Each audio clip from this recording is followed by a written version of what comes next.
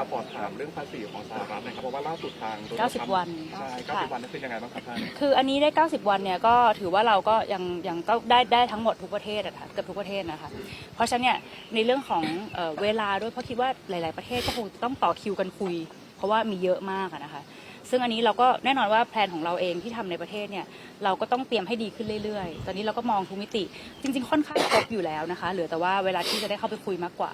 ค่ะพันธมิตรประเทศกลุ่มพันธมิตรในอาเซียนจับมือไปคุยกันพลังมันจะมากกว่าไหมคะในการที่จะเราคงทำทุกรูปแบบนะคะแบบรูปแบบที่ทุกอย่างที่จะช่วย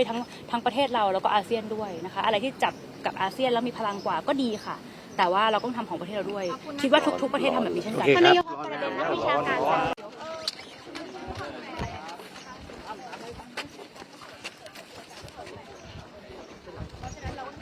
เราก็ต้องต่อรองกับเขาด้วยกาแฟนะคะ